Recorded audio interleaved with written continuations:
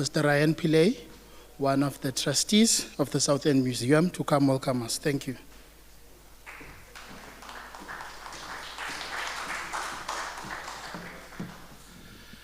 Good afternoon, and thank you very much for being here on a Friday evening at 5 o'clock also. I must admit, as a city, we have arrived because I battled to get down here just from Warmer, and there was traffic. And we are also waiting for a few other participants to arrive who, I'm told, are also stuck in traffic. So I think as a city, we're making good progress. Very good progress just before a few months before elections, that the city, who wants to take that as a positive in that party political space, we don't know. So thank you very much, and good afternoon or good evening, and welcome to the South End Museum. As Luandile, our facilitator, introduced me, my name is Ryan Pillay, and the hat I'm wearing this afternoon is that of a trustee at this museum, the South End Museum.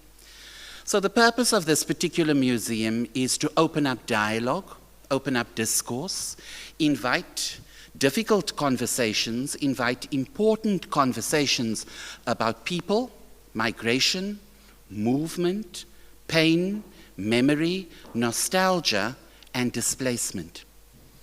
In general public culture and in our body politic, globally, we see a lot of movement of people being displaced from what is their birthright, their home, to places that they are being told they no longer exist or have a right to be.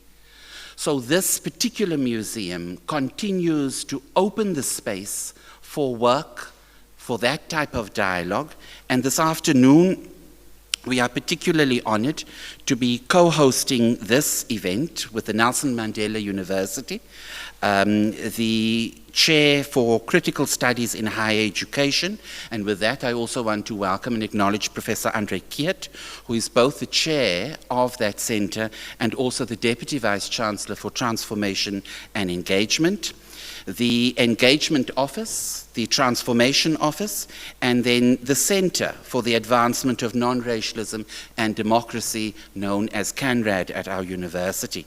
And we also have its former director, Alan Zinn, who is with us this afternoon. We then also have our deputy, listen to me, we also have the university's Deputy Chair of Council, Ms. Michelle Mbako, who is also here with us this afternoon.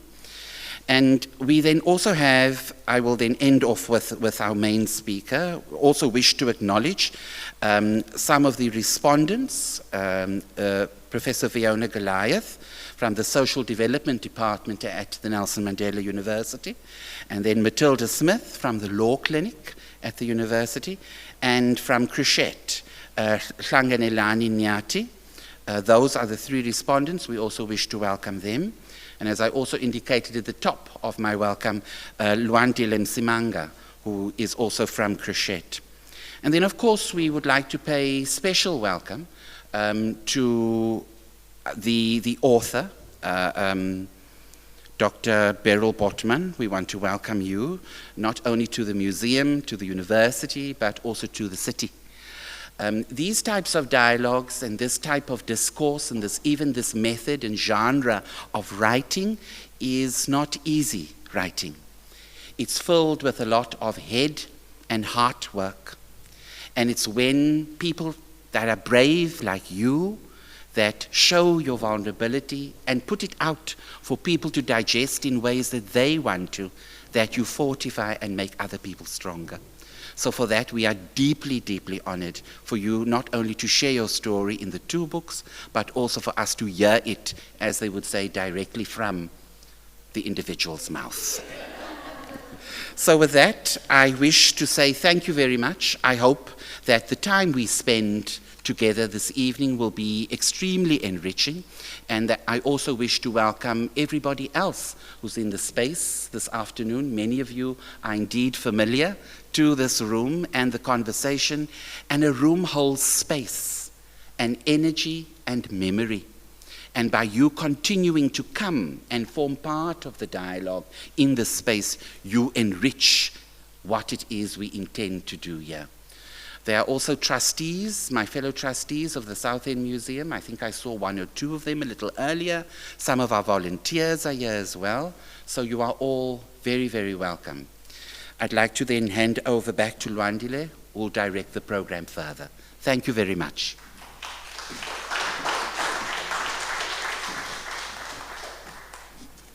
Thank you so much, Ryan. Now mine is to introduce Dr. Beryl Botman, who will be coming here to share with us about her work. Dr. Botman lives in Cape Town, South Africa. She obtained a BA degree, higher diploma in education, and Bachelor of Education honors from the University of Cape Town. After qualifying, she taught Afrikaans first and second language at Leavender Hill Secondary School during the 1980s and 1990s. Thereafter, she worked in the Rural Western Cape as Deputy Chief Education Specialist, Language Education.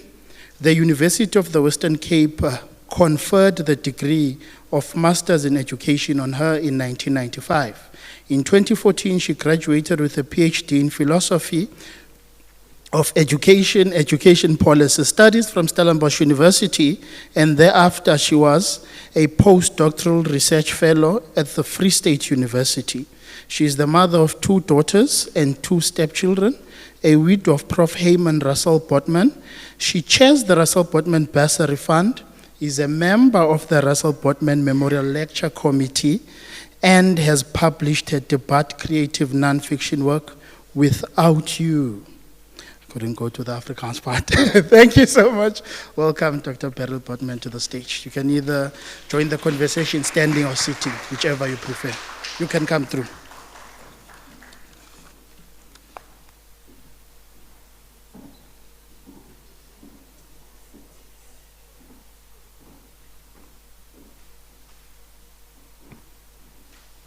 Good afternoon, everybody. Thank you so much for the warm and kind welcome. I am very thrilled and excited to be in Gqeberha and as a guest of the Nelson Mandela University and the South End Museum. So thank you so much that you have invited me to come and engage on what I have put out there in the form of my 2 narratives. One of those qualifications that you mentioned, I did with a fellow student who has ever since been a great influence in my life, and that is Professor Keet. Thank you so much for that, for being part of my story, also part of my story that I have written about. So it's really great to be here. I honor you. So I thought, since there are very learned people going to respond to me, I thought, what is it that I would like to share in this forum? And I think I will look at a couple of aspects of these 2 works. And I think the first thing that I would like to talk about is, why did I write? Why did I write? And why did I write about this particular themes and topics? And then I would like to share more about my writing process in terms of the 2 books. And then I would like you to engage and ask or comment. What I am extremely thrilled about is that not many of actually most of the launches that I have had thus far, the audience didn't read my books, but tonight we have people who have read my works, and so they have something to say in terms of what they have read, and so that is quite exciting for me, and we can have a robust conversation on that. So to start off, why did I write? As a language practitioner, I was a language teacher and then an advisor and a planner in education. Writing is supposed to be part of what I do, and it is a part of who I am. And I always knew that I was going to write a book. I just didn't know about what. But what unleashed the narrative that I have decided to share, I think I must put on my spectacles to see my, is that I had this conversation with myself because Russel Botman, my late husband, was such a huge human being. He was a presence wherever he went, even where he wasn't present, he was present. And in no smaller measure in my life. So when he passed away, all I wanted to do is write about him. And I decided, and I looked at a number of options, and I decided that in conversation with a friend of mine, this is what I decided to do. And then another event made me take the step in this direction when I attended a play at Artscape Theatre. The play is called Widows, and it was staged as a community project from Langa. And there were these women, all widows, part of a project who support women who are widows in their communities, telling their stories. And as I was sitting there, the entire play resonated with what was happening to me. And I realized that if I ever have something to say, then widows is what I will add my voice to. I will speak out. I will not just speak, I will speak out as a widow. Not in solidarity, but with those women that I saw on the stage. Because I regard myself as quite a privileged person in society, I am relatively comfortable. In fact, I'm very comfortable. And there are women in our communities that are struggling so much more than what I had to endure and what I had experienced. And I also decided to do that because there are so many women who are in a position or are not in a position to speak out.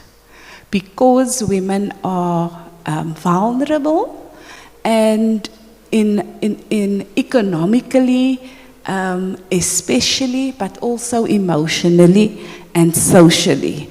And so I thought I would also become vulnerable by talking about my experience. So I know that as a language practitioner, that writing and the arts transforms. If you hear somebody's story, you read somebody's story, or you see somebody's story, you are never again the same person than you were before. So I knew that. And that was the effect that that play had on me. And I decided to take up the responsibility to speak out. And speak up, and speak loudly, and speak clearly. And I emphasize that I am not the authority on widowhood. What I write about is my perspective. I am subjective in my story. I declare that. I write about what I experienced in a way that I see it. It was a cathartic period of time. And it was also a time of being critical, mostly of myself, but also being critical of society, of community, of my family, of my friends, and in the way that we all deal with one another and with widows in particular. So it's my story. I tell it. Nobody else will tell my story. I decided to tell it. If you disagree with my story, tell your own story. Write your own book. So I decided to write. And this decision was taken 5 years after Russel passed away. Many people, when they read the book, they think I started writing from day one. But it took me 5 years through a process. So the entire writing project was initially one project. It was one writing project. I thought I would write, I started out planning to write one book about the 5-year period. I started out because I'm an educator. I know that I'd never ever written a book. I've never ever written any narrative book. I only wrote some few academic articles and things, so it's completely different to what I am used to. So I had to go and learn. And so I attended a writing retreat, and there I learned a couple of things which I have decided to follow. And one of the things, one of the first things that struck me was that one of the recommendations is that a book should be comfortable for people to take off the shelf, and it mustn't be too thin because then they think it's not important. It mustn't be too thick because then they think, no, they don't have time to read it. So the recommendation is 80 to 90,000 words. I thought that is a lot of words, and 5 years should be enough to cover that. That word count. And so then I had to make choices in how will I write. And this is the decisions I took. I started, I thought, if I want this story to be authentic, then I must choose a style of writing that is authentic to the relationship between me and my late husband, Russel Botman. I have to write in depth. I cannot write anything that is superficial.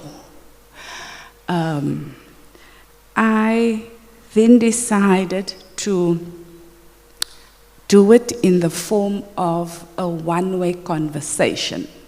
So without you, sedert die dood ons skei, that's the first one. I wrote as a one-way conversation, which was wonderful because I never would have had a one-way conversation in life of Russel Botman. So he couldn't answer. And so I expressed my feelings, my experience. I couldn't just write about what happened. I had to write about what happened in terms of how I felt about it, my emotions, how I thought about it, and how I experienced it, and even express my fears, my joys, and all of that in a deep way. And so I wrote. The plan was that the book will have, the story will have 4 sections. The first section would be, waar is dit nou? Nou moet ek my boek kry. A 4 section. No, it's fine. It's fine. It's come back. It has come back. In terms of the intensity of the process, my mourning process, I decided that the first 2 weeks was the most critical and the most intense experience that I've ever had in my life for 14 days. So the first part will be a day-to-day relation, a telling of every single day. So every day for 14 days were individual chapters. The second part was weekly accounts. As the intensity of events and emotions flattened or softened slightly, I gave weekly accounts. That was the second part. The third part was monthly accounts. And then the last part would be annual or yearly accounts. And then I had I don't know what to call it, but when Russel passed, there were many people, and there were so many things happening, and there was media coverage, and print media as well as television, and all of that was happening. And what I did, I read most of it, I watched most of it, but what I could, I collected and just threw it into a box. I didn't order it or try to make any more sense of it than that.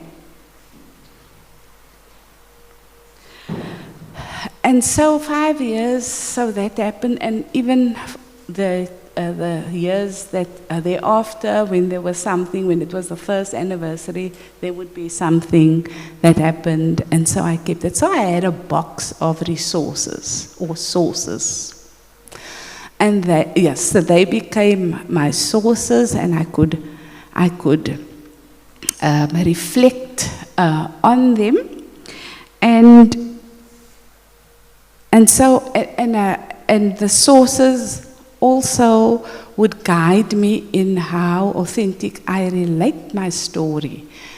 Is what I'm saying, can I find the source to prove that that actually happened? Am I not actually sucking things out of my thumb? And so I did all the planning. So I had the structure of the 4 sections. I had the structure for the different days and weeks and months and years. And I did the planning, the deeper planning for each one of those chapters. And then I started writing, pulling the sources as needed for each writing section. And when I reached 83,000 words, I was done with year 1. And that is when I decided to end the first writing project. So the first writing project has 3 sections: the weekly,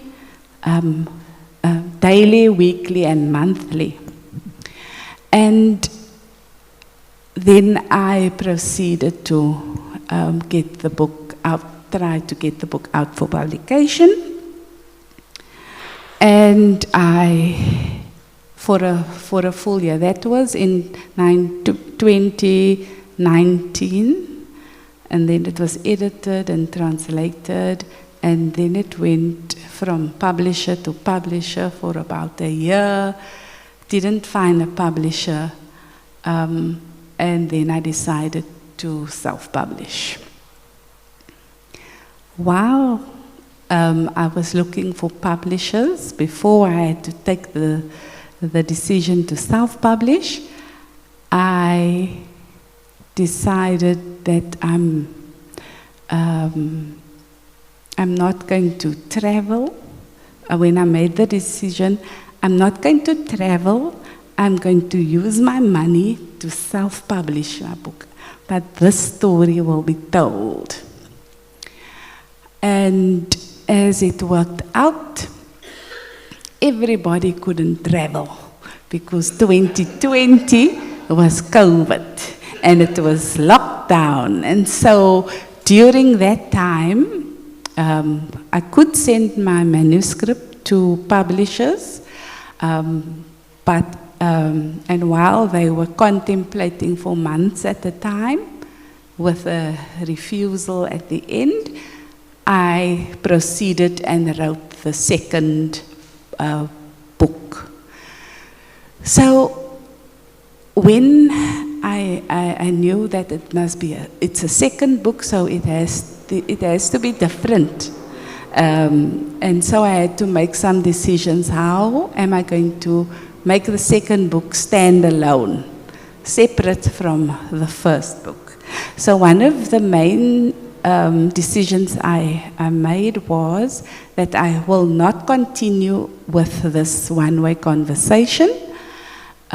It will become letters addressed to Russel.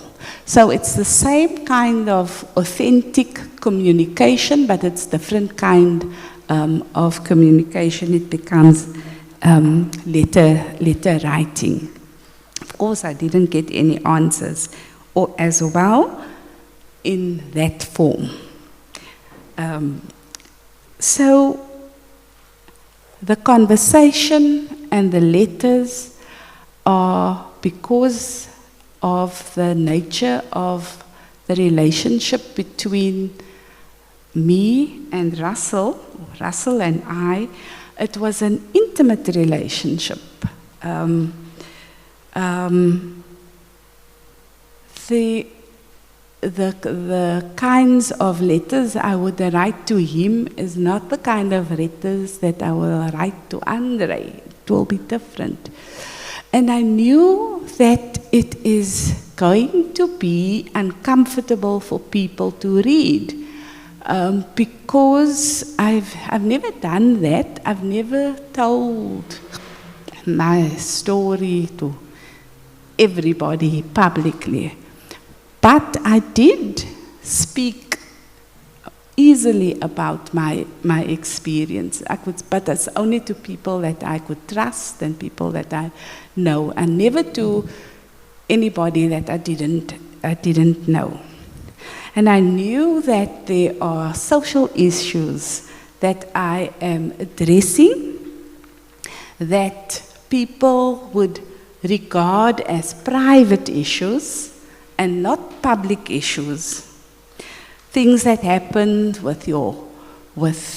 in your marriage, within your family, and what happens among friends are supposed to be private things. You don't speak about it in public. But the issues that affects us in private are public issues, when they could also become, for example, legal issues. Whenever there's a legal issue, it's public. You can't go to court and have a private session. If you die and your estate is wound up, it's not a private thing, it's public. Anybody can go and see, go and read the final statement. So I had to ask myself, what is this thing about keeping things private and not make them public?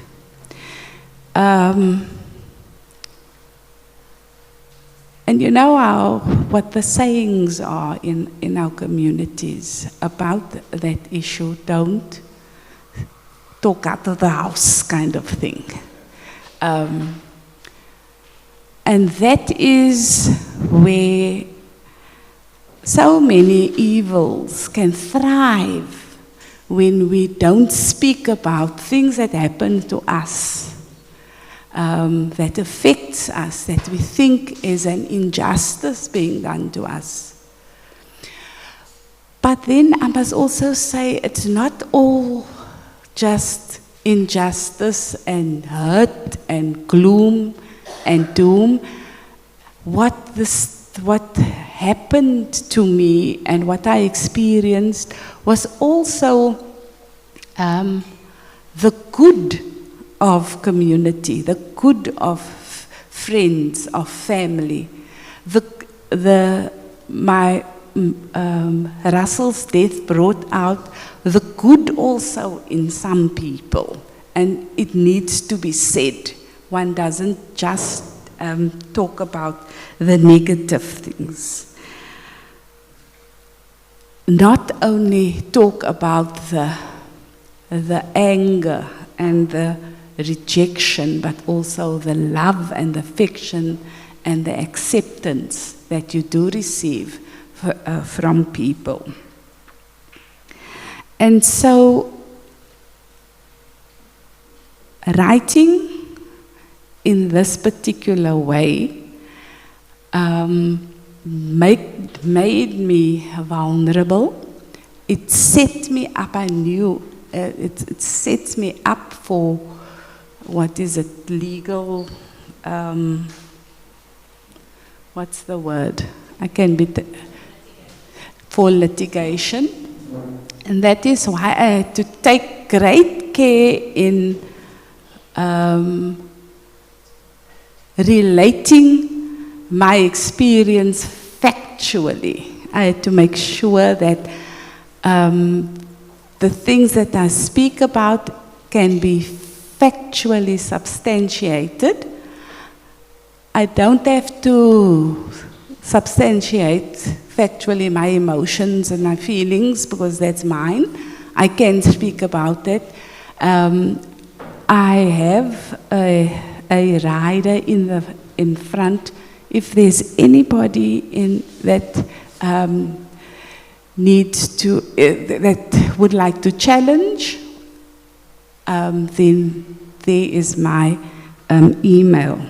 I have had, I must say, I have had very good response to these two books with the gender issues that I put on the table, patriarchy that hit me like a hammer between my eyes, that I have never experienced like that before, so close to who I was. And I documented how people, not only what I experienced, but I documented also what happened and how people responded to Russell's death. And so that meaning had to come through this book. So I haven't had any challenges, legal challenge or any otherwise. Nobody in my face came to say that this is wrong and that is wrong, you lied about this and that. But there are people who do that with other people. So that doesn't count for me. So I say what I want to say, and I try to say it as truthfully as I can, and I try to stick to my facts. But this is my story, and I told my story. Thank you.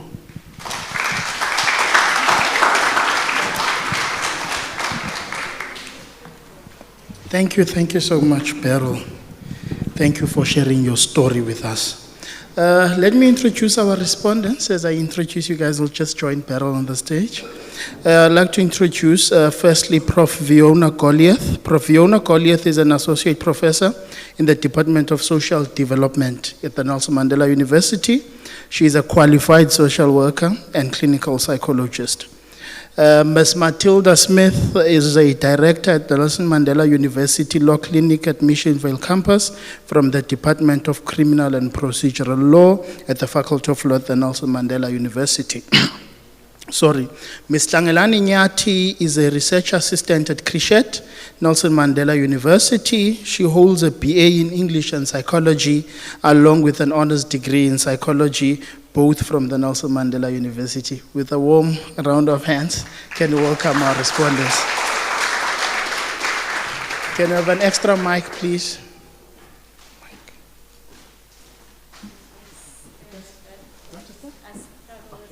That's fine.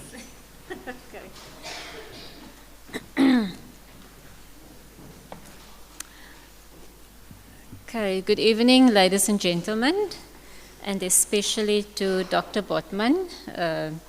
If my mother was here, I was going to say Auntie Beryl. But now Uncle Abin and Auntie Shamal is here, so I am saying Auntie Beryl. Yes, colleagues, I'm standing here because the light and, the gift of aging is, forcing me to be at the podium. So I just want to say thank you so much for, you want to lower it? Thank you so much. Thank you so much, Dr. Botman, for, such a very delicate, sensitive, sober account. And not an account, like you say, it's not a journal entry, it really is a very thoughtful, deep reflection of sincere and authentic emotions.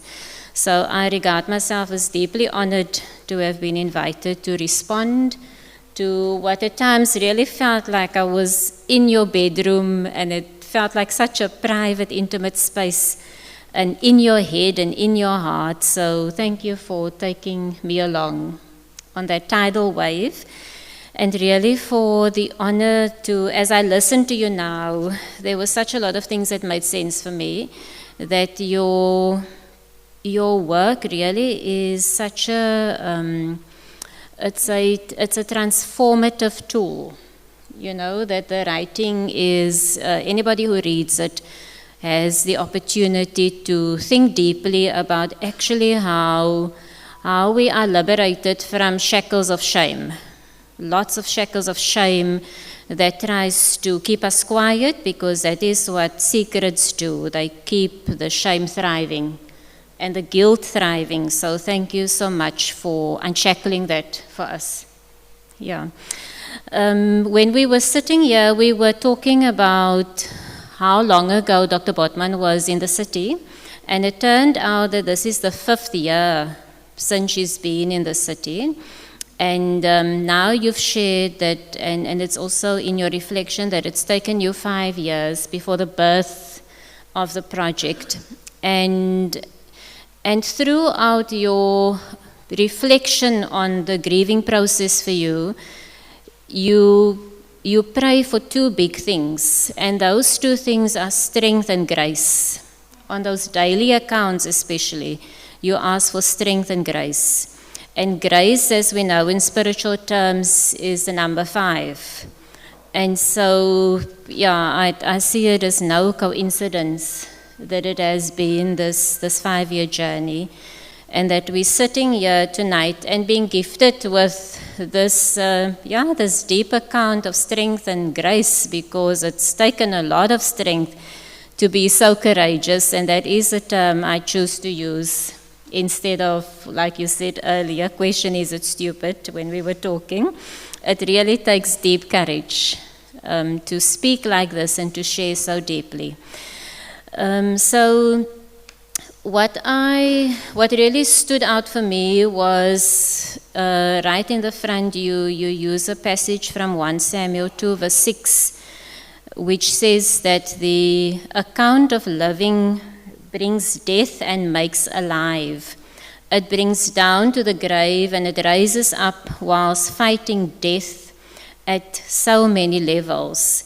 And I felt as I was reading that this is such a process of coming alive and inviting others to rise from the death, because grief brings with it death at so many layers.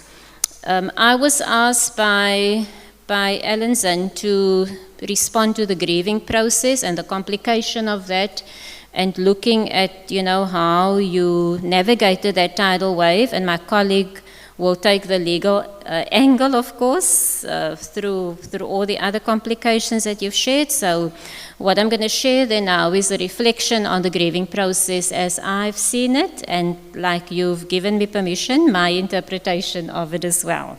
Right.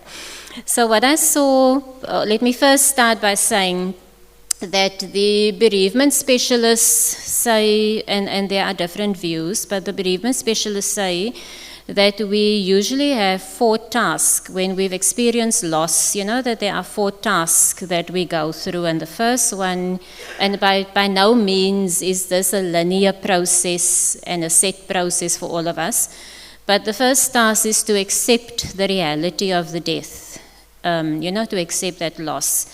And as you share your story, your first instinct was to get to a mediclinic upon thinking that your husband had passed, that first awareness when you discovered that actually he wasn't alive.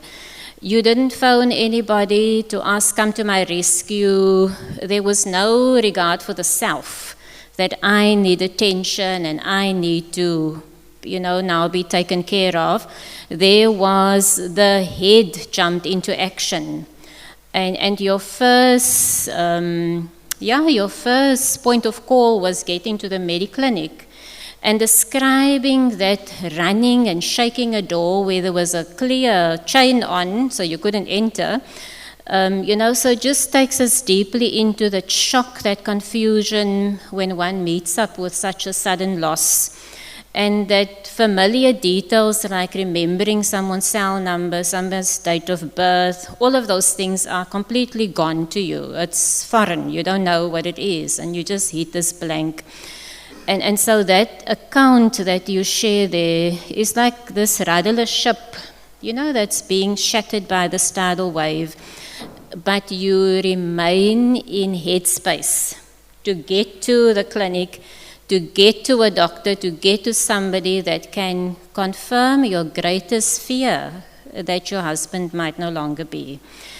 And as you go through that process, only once that confirmation has been hit, and also that you had actually driven yourself there, and that the nurses and everybody tries to convince you that you can't drive yourself back, that with this very headstrong that we again get to see tonight, this determination that I will drive myself back, because logic, I have to let you in. Someone's got to let you in, so I have to drive. So it's just a very sober-minded person in the midst of the most derailing experience of your life, staying in that sober, confused, you hear those dichotomies, in that state of mind. And then once that is settled, in inverted commas, you then reach out to your sister to say that I think Russel is dead. And then the sense-making, then the rest of it is that whole sense-making process for yourself. And as you go through the task and phases of grief, the bereavement specialist tells us that that second task then is dealing with this pain of the grieving process at an emotional, physical, and several other layers and levels, which is then, again, what you tackle with your head first, whilst your heart is being trampled and scattered in different directions because of different responses.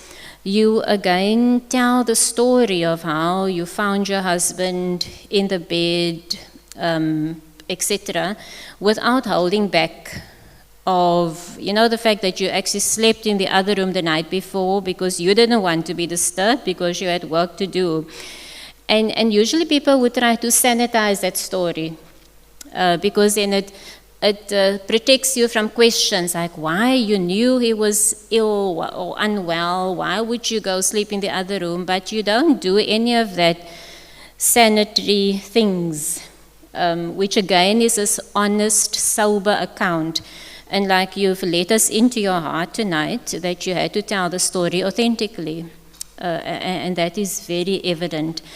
And as you go then through this tidal wave of dealing with the pain and the grief, you also realize that you actually need to remain standing because, like the task driver you are, there's tasks to be done. So Russel's funeral must be arranged. And I need to remain standing in order for that to take place.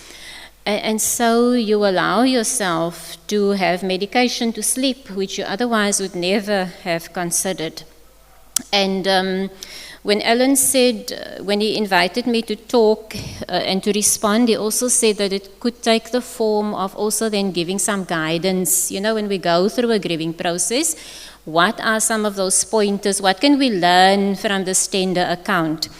And one of the key things I certainly learn is that we need to remain functional amidst the deepest of hurt and pain. And because of the stature, and that's how you described your husband, the stature and the absolute dignity that you wanted to bestow, you know, during this time of passing, and ensure that you do justice to this giant human of a being and not just a figure to society and to Stellenbosch and everyone, you had to remain sober and standing. And so therefore, like a robot, you went to eat regular meals, you went into complete robotic phase of eating, sleeping, very much on command, and also in a timed way, attending to what need to be attended, tending to what need to be attended, so keeping moving whilst your heart had to be pulled alongside you. And what I see also in this tidal wave for you is that you took time to retreat, that when these visitors became too much, and you know, when you realized you needed the time out, you retreated into the safe space, which was the safe space of your bedroom, where you would have this one-way conversation and say that you can't deal with that anymore, and that you were deliberate about who you let into your head, because people came into your house, but you didn't allow all of them into your head. And I think that took a special type of strength to decide that this very big voice of a Jonathan Jansen, you know, that you would treat his account of Russel not having been strong enough to stand up to the Stellenbosches, that you would dismiss that as that he just didn't know Russel.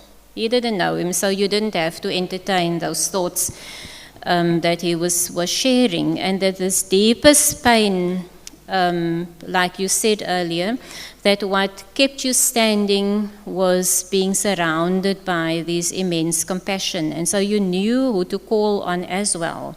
It wasn't just people that arrived, you were also conscious about who you reached out to.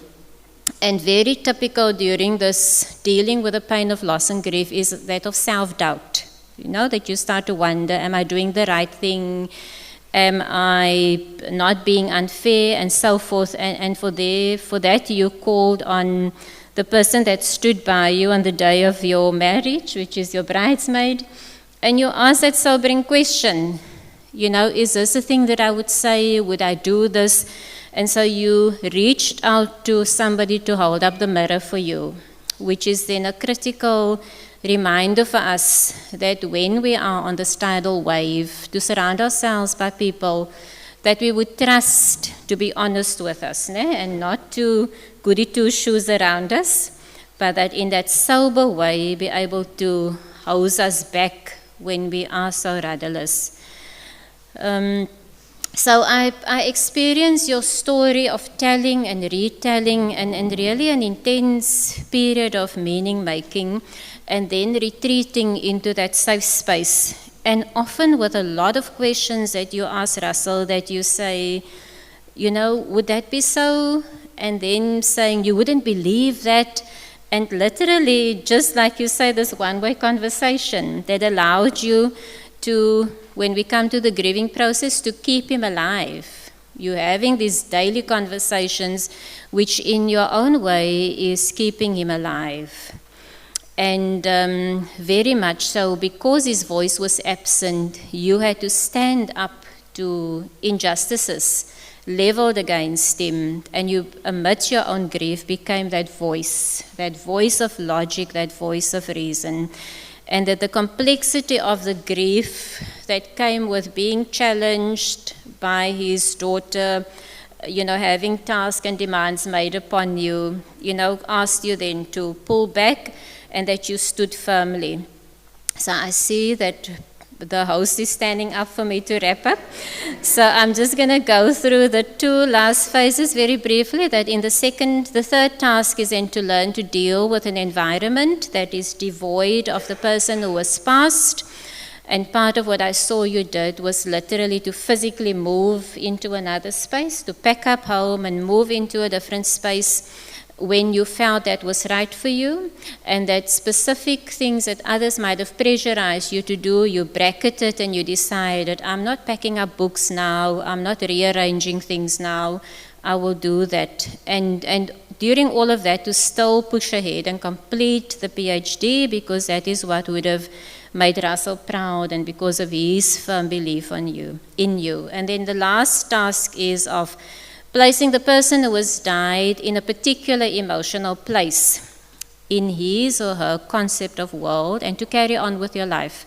And I think what you're doing tonight and sharing your own fight for hope and justice is very much that, and a further memorialization of somebody that has really gifted us with the gift of hope through what you've prayed for, strength and grace. Thank you so much. Thank you so much, Fiona.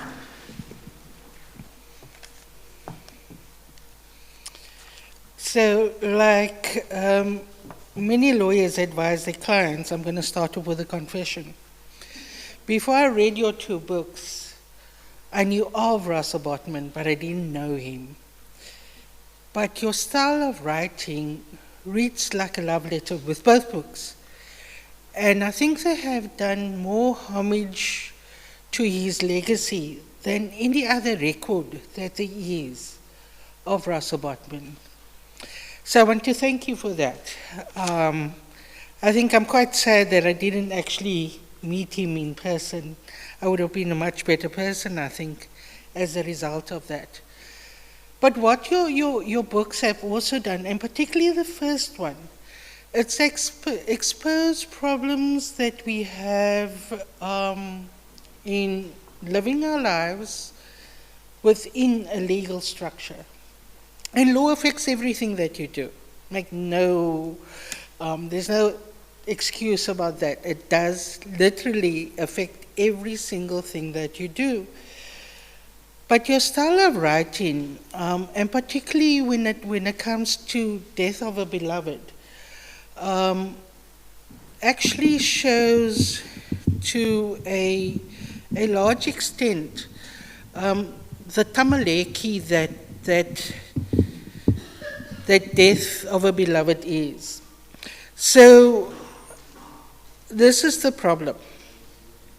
Winding up an estate requires that you adult, right? You have to make adult decisions about adult issues. You need to behave like an adult. You need to show that you are being an adult. You have to execute difficult adult decisions and take responsibilities. Yet, how you feel at that moment is you feel that you just want to be a child, held in the arms of your beloved, while they keep you safe, until every cell in your body actually is able to deal with the pain that it is going through.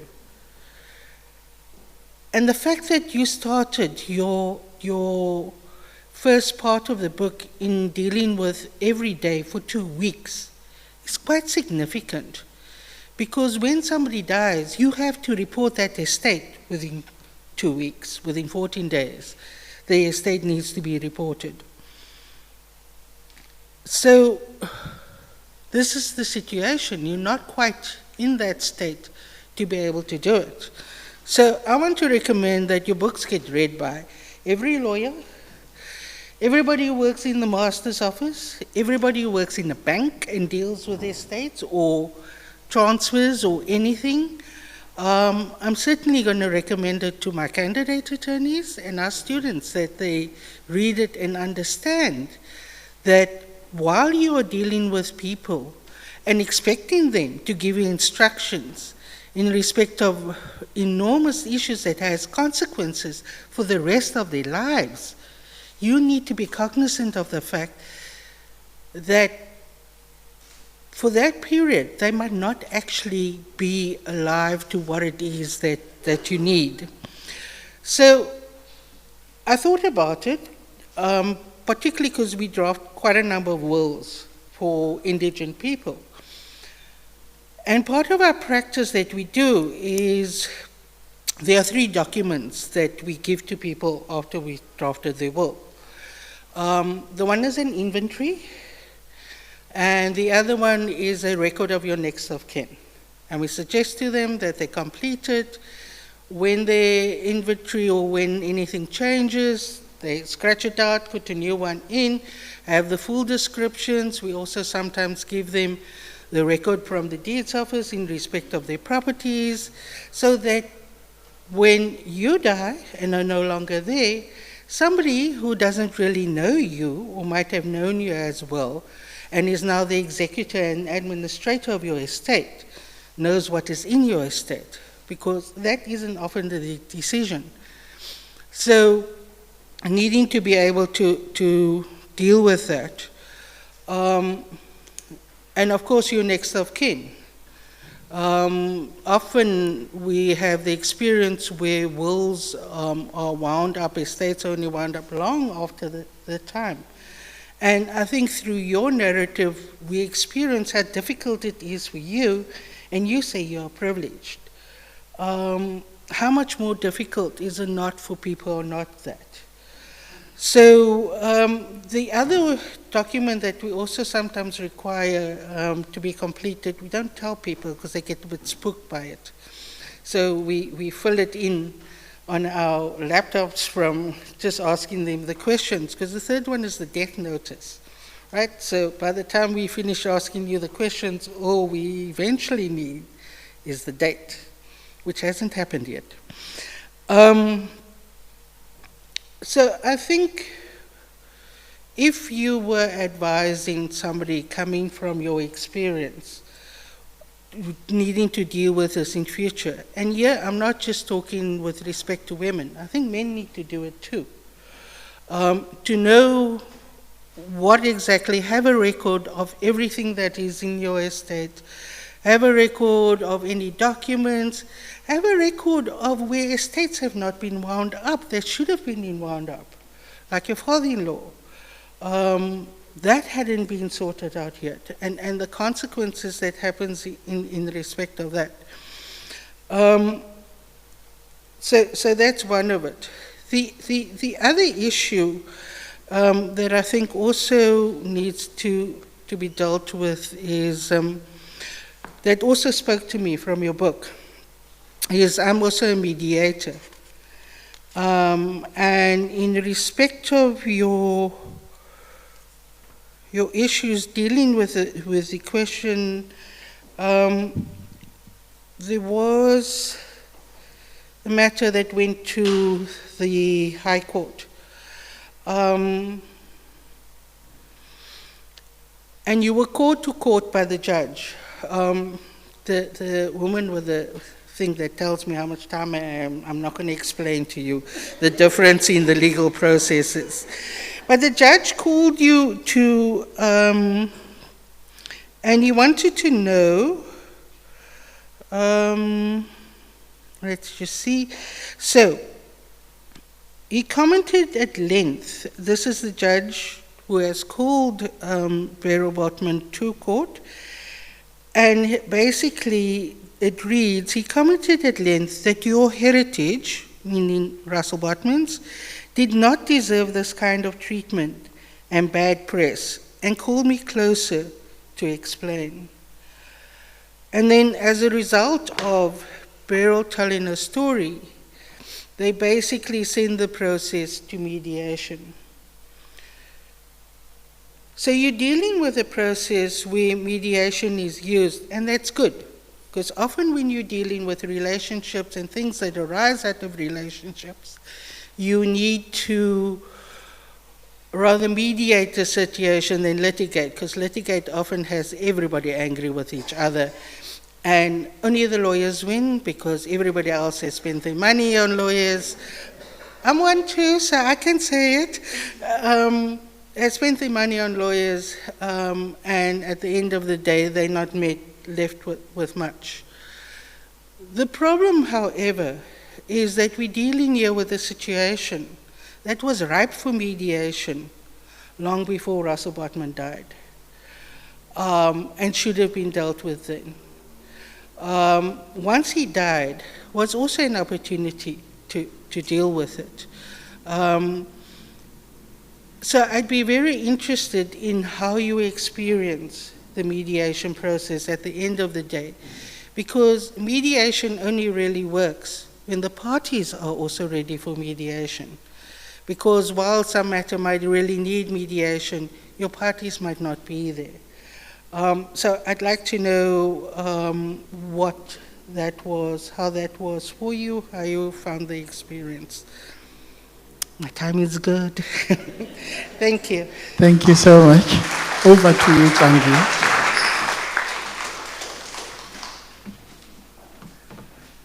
Sorry, Tlangi. I hope, Beryl, you're noting down things that they're saying. Thank you. Over to you, Tlang. Okay. Good evening, everybody. I'm just going to read from my phone, so don't mind me. The first 150 pages of Without You were difficult for me to get through, and took the longest to read. I felt as though I was learning about Russel Botman through the tributes in the newspaper, the messages of condolences, and the funeral book tributes. Short girl problems. It felt dense, as if there wasn't room for anything else, and maybe that was precisely the point. This painstaking attention to detail in noting which newspaper had said what, to be fixated on anything other than your sense of loss and sadness. We frequently continue to live and adjust to a day-to-day reality of a traumatic event after it has occurred. This creates a high level of distress. Yes, you would seek solitude in the room and the bed you shared with Russell to cry, as a way of process. But it's also worth mentioning that at the beginning of this book, I felt like you were very angry. When you said that the main emotion you felt during your grief was anger, I felt a sense of relief. As part of the healing journey, it is important for us to recognize and deal with the anger that we experience. In this case, the anger of what we have lost.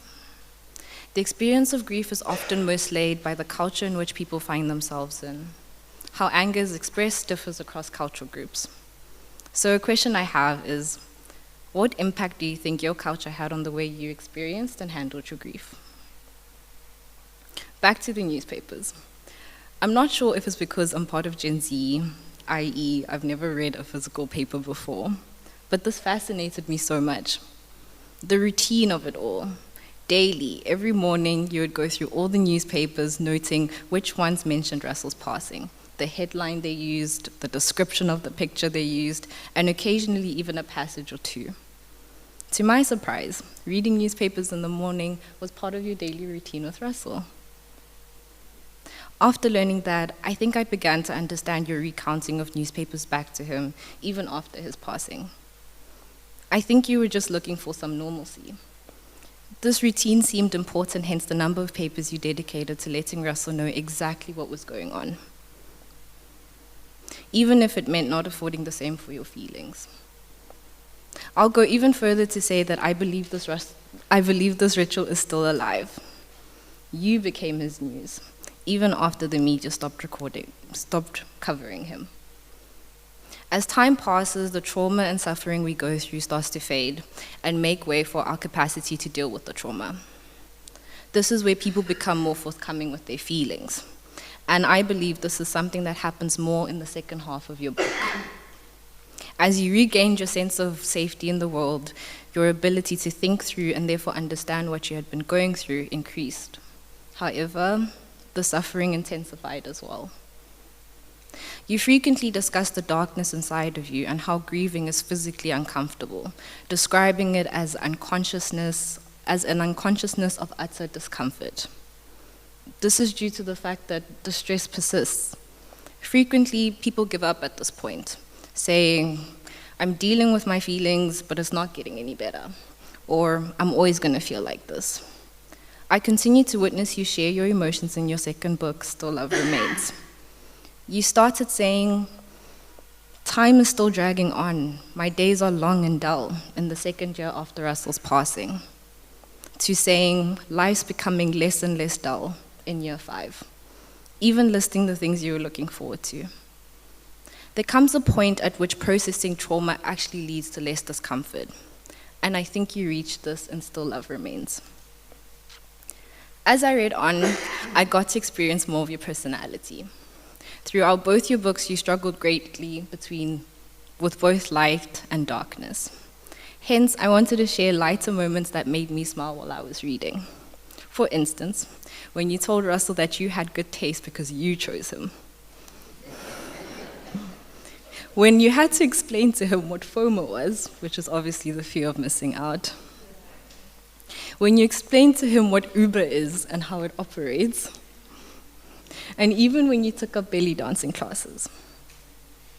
But most importantly, when you shared any scriptures and prayers that were said to you or written to you and your family during this difficult time. Your scriptural reflections were so consoling to me. Russell used to often tell you, if you want to walk fast, walk alone. If you want to walk far, walk with others. You shared this with us. I believe that the support you received from your friends, daughters, and the Stellenbosch University community helped you get through your grief. Research shows that most people can recover from loss on their own through the passage of time if they have social support and healthy habits. However, families who experience loss require assistance on 3 different levels. First, from friends, family, and neighbors.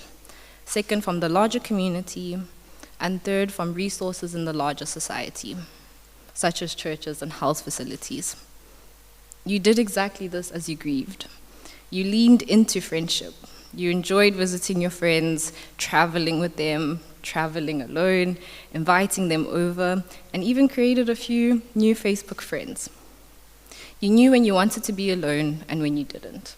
You were honest about your emotions and your relationships. I believe this is because you wrote to your better half and best friend Russell in your letters. This allowed you to be vulnerable and share the difficult times you had with your in-laws, even when you were upset with him. Your books celebrate friendship and support just as much as they do loss and sadness. A passage from Matthew 5 verse 4 that reads, "Blessed are they that mourn, for they shall be comforted," will be my final input. Being present for the ways that God consoled you was an honor.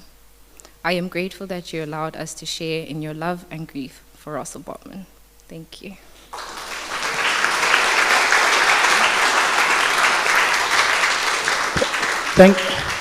Thank you so much, Hlangelani. Beryl, briefly, as we go to the Q&A after you, what do you make of the input of the respondents? Thank you. Thank you very much.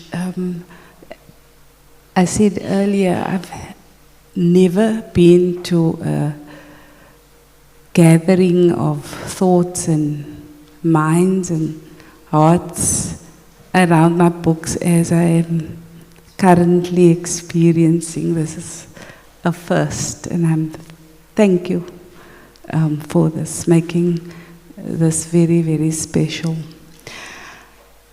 Yeah,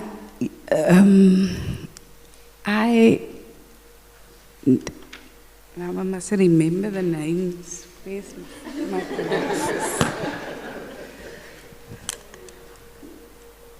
Please excuse me.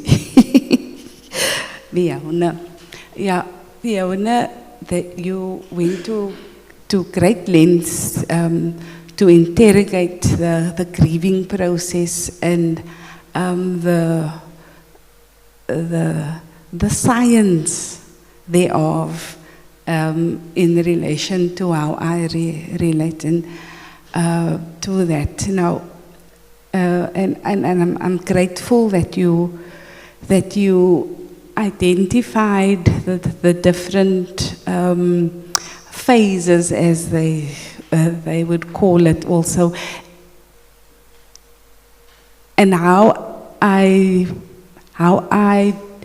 didn't do it conventionally as you, but how almost everything had its time and its place, but it didn't. The one phase didn't end, and then the next one started. So thank you for putting that. Also, Russell and I had this difference of opinion about that very thing. I used to always say to him, there's a book, I wonder, The Phases of Death, it's like, that is like the Bible for people who grieve. And I differed with him. I said, but you can't say to people that there are 4 phases, and it starts with this, and then it's anger, and then anger's over, and so. And I told him as well that pastors,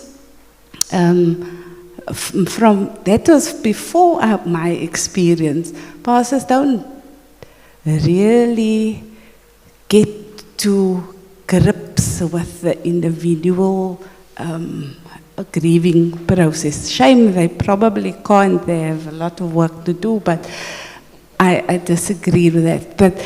And in relation to all of those, I thank you for, also I find this very affirming, and it's not self-gratification or that I'm thinking I'm wonderful or anything, but it's affirming that what I'm looking for, what I was seeking for, what I was trying to achieve, makes sense, and the fact that I'm sharing it will maybe help others to make sense of the process that they have to deal with, and that means the world to me. You spoke about the anger as one of those phases. I was very angry.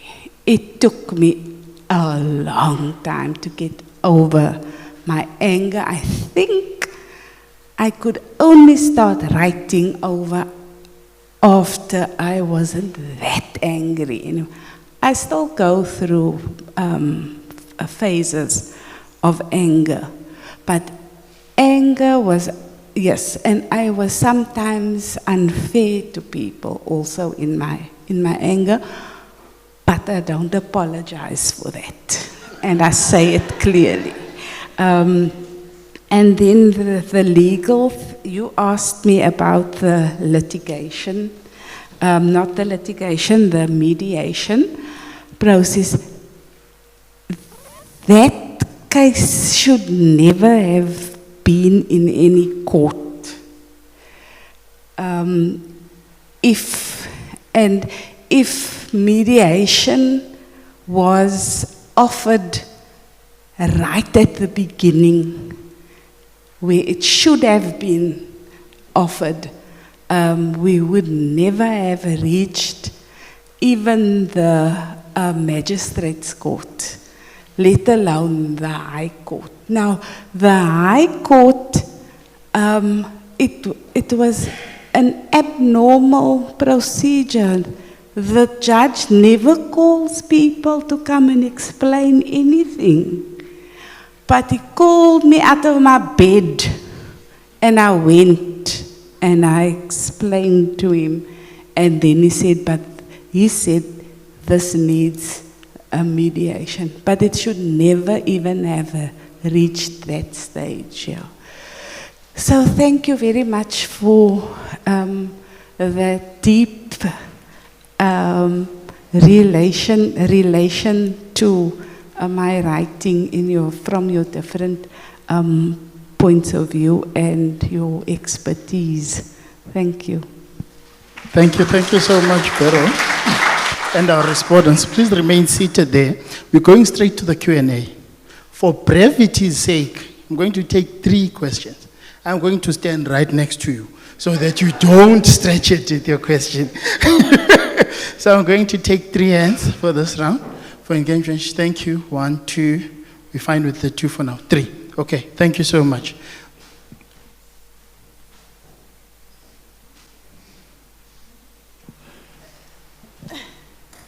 Thank you, my boss. Good evening, everyone. My name is Pesta. I work at the ETP office. Doc, thank you so much for, I haven't read your book yet, but based on the feedback we got from colleagues, it should be quite a read. Right in the beginning, when you were sharing your views, you mentioned that you adopted an authentic style of writing because of the authentic relationship that you shared with your husband. A very long time ago, it seems now, I used to write poetry because it was a form of expression for me.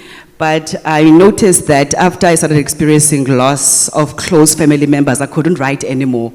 It was almost as if I couldn't do justice to the loss or to their memory. So my question is, did you ever fear that your books wouldn't do justice to the relationship that you shared with your husband? Thank you. Thank you so much. Compliance, number 1.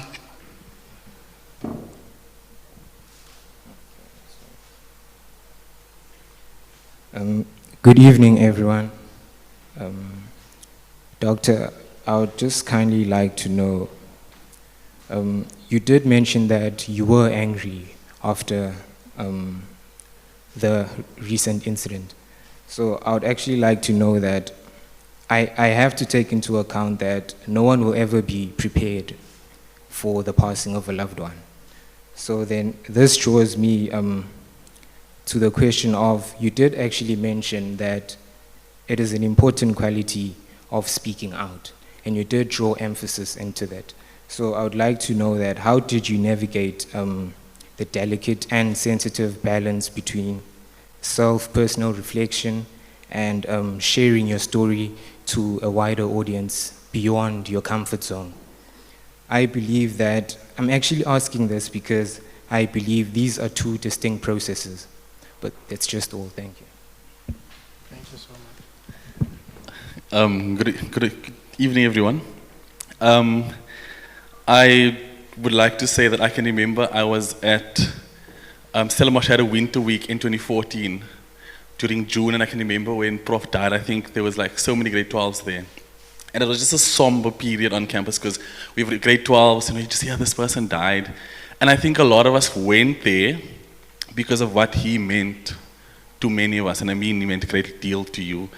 So I would like to ask, he meant so much to you, how did you manage to pick yourself up and then push through and complete the PhD? Because a lot of us get numbed by death and by loss, that it like physically you can't get up in the morning. How did you do that? Especially because allegedly at the time, I think I read an article where someone said at the memorial service or something, oh, who killed Botman? So I can remember, this was the grade 12, a long time ago. How did you deal with that? How did you manage to just soldier on? Yeah. Thank you so much, Evie. Over to you, Beryl.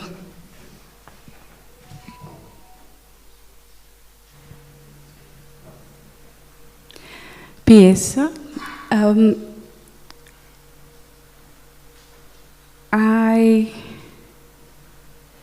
when I wrote these books, when I decided to write about my grief,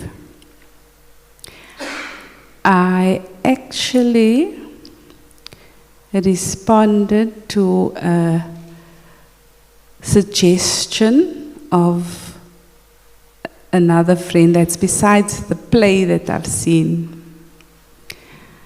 I mentioned that all that I actually wanted to do is write about Russel. But she, my friend Marlene Leroux, she said, Beryl, that was now 5 years after his passing, you shouldn't write a book about him. You should write about yourself. And that challenge I took up. So with that approach, I didn't fear that it wouldn't do justice to our relationship because I was writing about myself. What I actually attained at the end is I did write about myself because I speak about my journey and the things that happened to me. But I also did what I told my friend Marlene I wanted to do. I wanted to write about Russel. So I actually also wrote about him, but not as a living being, but as the one who has passed. And there was one piece of writing that I actually felt that it wasn't worthy of him as a person, and that was when I was asked to write the epilogue of the tribute book. I think I wrote about that. I had to write about him as a person, as not an academic or not as the minister of religion. And when I had done the first draft and I sent the draft in, I knew it was not good at all. And the editors agreed with me. So I went and I rewrote that. But even after that, I think it was something like 10 pages. It was so inadequate. I felt so inadequate. It didn't say enough. It didn't say really who he was. So that piece of writing I found inadequate. But because I was writing about him, but I think the difference with the books is that I wrote from me. I was the main character. And so I didn't have to do justice to him really. I have to do justice in how I relate my experience to other people. I hope that answers your question. And so this leads me to the second question: how did I navigate the self and the sharing to the wider community? I think I mentioned earlier the issues that I had to deal with, like people making public statements about the rector of Stellenbosch University, about the person who was my husband, that I didn't agree with. I had to deal with that, not only in terms of the self. And the thing is, people ask me, why do I share private things, the private events, private thoughts about my private life? But other people outside of my house, outside even of the university, were quite comfortable to share in newspapers what they thought of Russel Botman. And so I didn't write the story to set people straight. I wrote the story because I thought I have something to say also to those people. But I also have something to say to women in particular, to not be fearful to stand up and disagree, even if it's a big person in society. If we disagree, we disagree. And that is why I accept that if people disagree with me, that they can say that and we can have an adult discussion about that. So, and I think the issues that I had to deal with were things that, there were some things that I actually should have known, because I should have expected some of the things that happened to me. It shouldn't have been a surprise. And that is one of the reasons I decided, but I will put this on the table and I will let people speak about it. Let women and men speak about these issues. Why are there aunties in our family, when their husbands die, we never see them again, and we never think about that? I had to think about that as well. Why is that? And why? And I will stand up and I will write and I will say, this is issues that we need to speak about. And if my book can facilitate those conversations, then that is what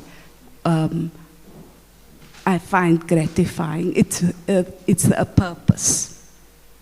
How do I pick up myself and complete a PhD? Through grace. I knew that if I didn't finish that December, I would never do it.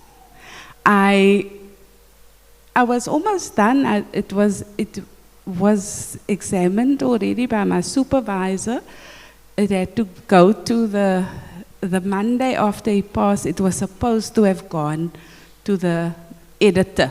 So it was almost done, but the examination process, external examination process, which was a harrowing for me, that still had to be done.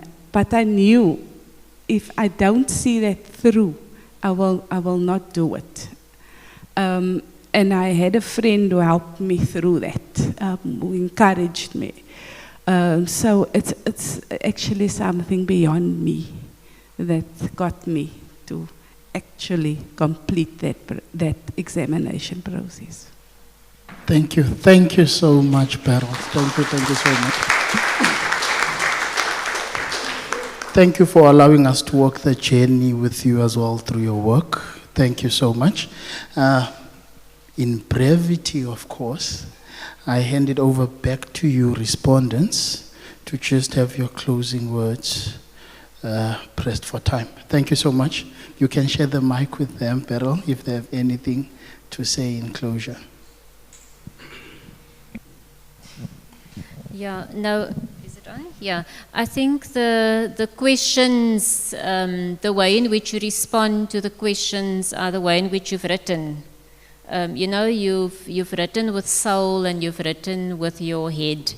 And some of those things that I didn't bring out because the timekeeper told me was that how, I think a big part of how Beryl got through, Dr. Botman got through, was in terms of forcing structure,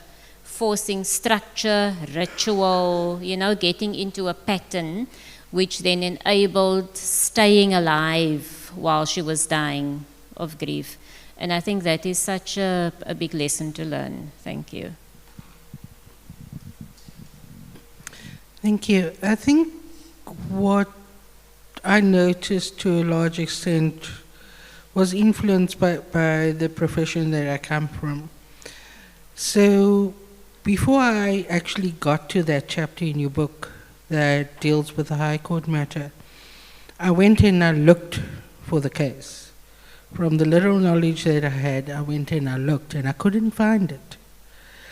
And I think what happened there was that the judge had said that the case, I assume that the judge said that the case was not reportable, so as to what he thought was the best was to preserve the dignity of all the parties, whether they wanted that or not. And I think what it did, what your narrative has done, is make us aware of the way that women's voices try to be heard, and yet the way that society is set up, the way that the responses are made, continually try to silence, maybe not with any bad intentions, but continually work to silence women's voices. So thank you for speaking up. Thank you for, in spite of the negative responses and the hurt and the pain that must have come from those negative responses, thank you for still pursuing to ensure that your voice gets heard. And I actually want to suggest that people read the book. All those questions that you have, you'll find them in the book. Okay. Thank you very much. I don't really have much of an input or closing remarks. I just wanted to say thank you for sharing your books with us, and thank you for choosing you and telling your story. So thank you. Thank you so much. Thank you so much. Thank you. Thank you so much. Please clap hands again for our panel as they make their way to their seats. Thank you so much. We're near the close, we're at the close. Relax for just the last 2 minutes or 3. Please note that the book is for sale at the entrance. The pleasure of buying it here is that you get to get it signed by the author herself. So please exploit the opportunity of getting to have Dr. Beryl's signature in the book. And also there's refreshments on the other side as we'll be making our way out. You will never see me again coming here. I'm done. I would like to invite Tasneem Fredericks, one of the trustees of the South End Museum, to come give us a vote of thanks. Thank you so much for being patient with me. I know I can be a pushover at times, but you guys treated me with kindness. Thank you so much.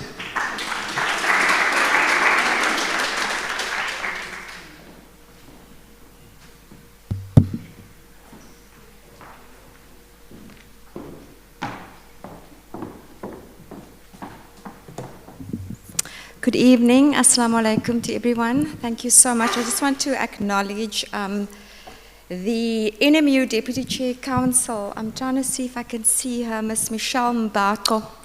Is she around? Yes, I was asked to just acknowledge you. I assume you came in a little bit late.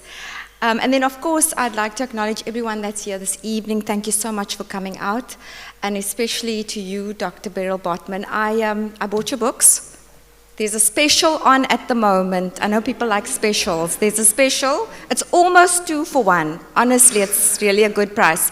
So I have my 2 books. I know Ryan, my fellow trustee at the South End Museum, also bought, and he had to leave, but he asked if you could sign it. So this is a very special place, this space, South End Museum. I'm so honored to be a trustee, because my grandmother, my father, my late father and late grandmother lived in Sprigg Street. My dad attended South End High.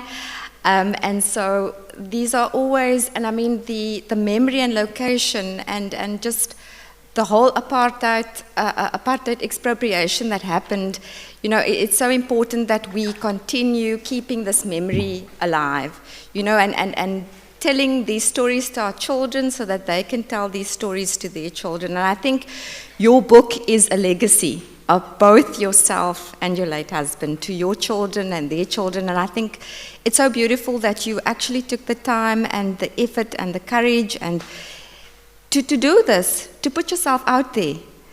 It's not easy. I read your book. It's such an honest, raw, authentic book.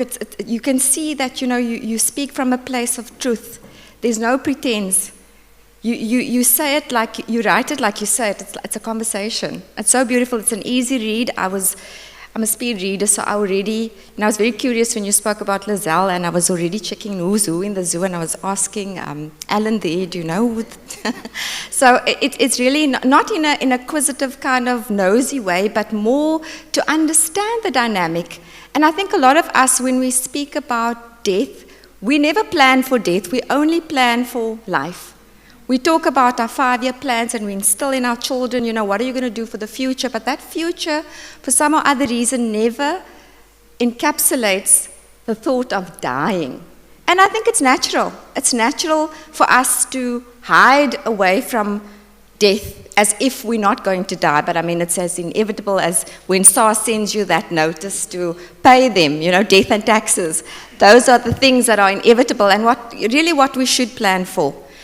And I think these books, and I see how you set them out from the year 1, year 2, and you know this journey that you have, and the journey is harder because it's not only the death. If only you just had to deal with the death and the mourning of a very special person, but you had these complications. You had, you know, a really rough ride, and so really, I applaud you as a woman, specifically as a black woman in South Africa. You know, the president often speaks about triple oppression that women experience in South Africa as black women and possibly globally. Black women are all in the same position. You know, we face patriarchy, we face the fact that, you know, there's this unfair economic inequality. We always get paid less than our male counterpart for doing the same job. We don't get paid for unpaid work of looking after children. You said how you specifically took a supportive role so that your husband could really excel in his job. And I always say to people, everybody needs a good wife, everybody. You know, because that is such a good role, that is such a safe place to thrive. It's fertile ground, you know. If all women had the kind of support that men get from their wives, then we'd all thrive equally, I think, and at the same pace, and maybe women would even thrive more. So without further ado, I'd just like to, mine was just to comment on this whole, on this whole, the launch of your book and the book discussion that we had and your topic and the respondents, and to thank everybody for being here. And let me, I started with you, but then also to thank the wonderful respondents, colleagues of mine, Advocate Smith, and then also Professor Fiona Goliath, just, for breaking it down for us into little pieces. It was wonderful. And then the graduate intern, Tlangilani, Nyati, it's so wonderful to see young people at these events. As the older generation, I was born in the 70s, so, I always look for the younger people in the room, and it's always nice to see all of you here. And then, of course, the facilitator, MC, exemplified by the law graduate. He was on stage earlier. Let me see where he is. Loandile. Is he around? So thank you to him. Oh, yeah, you are. Sorry, I'm looking over you. Loandile Msimanga, thank you so much for the wonderful job that you did. And while the platform was strongly supported by the Nelson Mandela staff, I see that I must now thank the South End Museum as well, the trustee, my fellow trustee Ryan Pillay, who left for his lively words during the welcome. I know he's a great orator and very eloquent, so I'm sure I missed that first part, but he would have spoken very well. So this was another example of the great teamwork between the Nelson Mandela University and the South End Museum, and we look forward to an ongoing partnership in this regard. On the NMU side, we have Tlanginyati, Fortunate Jwara, Jenny Dupriya, Vimbiso Okafu, Pesta Pindani, Derek Horshe, and Poncho Mabena. So thank you to all of you. And then obviously from the South End Museum, Beverly, thank you so much. I know Beverly always, she's actually supposed to be at home now. Don't you knock off at 4? So thank you so much. I know we don't pay overtime, so thank you for being here. You and your team, this is the venue of choice. Like I said, it has a historical significance, and so we look forward to having the Dennis Brutus Memorial Lecture later this month here as well. And then, of course, there's going to be some wonderful snacks. There's always nice snacks at the museum, which all of you are welcome to enjoy. And then while, we speak about food, and every time I speak about food, I get this goosebumps going, and I feel my hair stand up. No, it's not because I'm hungry. It's really because of the forced famine and starvation of the Palestinians in Gaza at the moment. I think I would be remiss. I came here with my Palestinian scarf. I see that Alan's wearing his. I would be remiss if I didn't speak about it. And the important thing that I want to say today to everyone here, to the people who look like me, I want to say, please, do not vote for a political party that does not have Palestine on their agenda. Do not vote for a political party who is not against the genocide. So because a political party that has no compassion for human beings, for children, this is a war on children. The ICJ has found that there was a plausible cause for genocide. Israel is going to come back. You want to be on the right side of history. You don't want to be laughed at the end of the year when they conclude on this matter.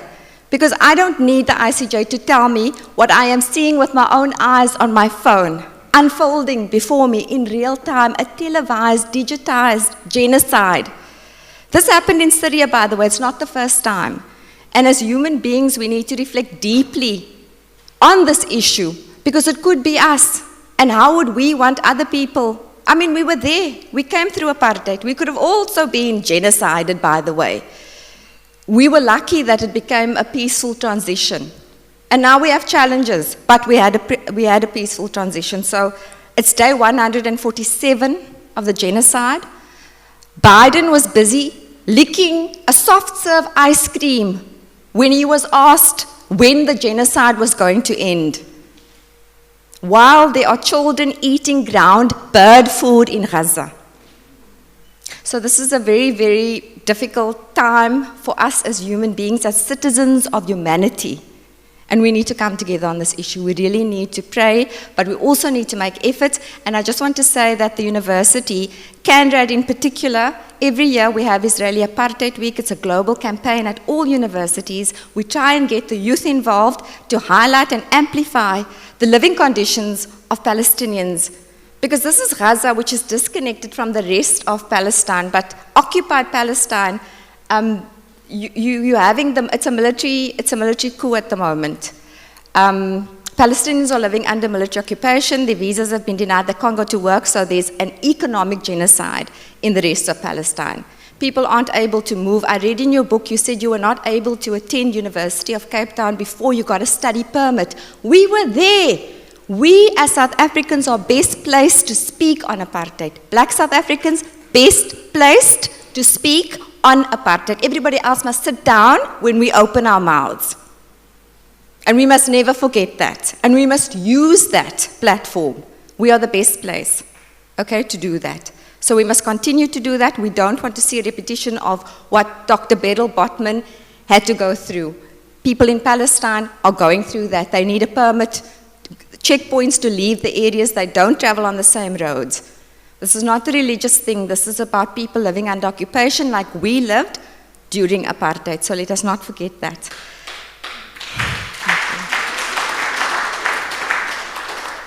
Last but definitely not least, thanks to Nelson Mandela University Deputy Vice Chancellor, Professor Andre Keat, who heads the Engagement and Transformation Portfolio and who pulled in Krishet, the Transformation Office, the Engagement Office, and CANRAD in support of the book launch.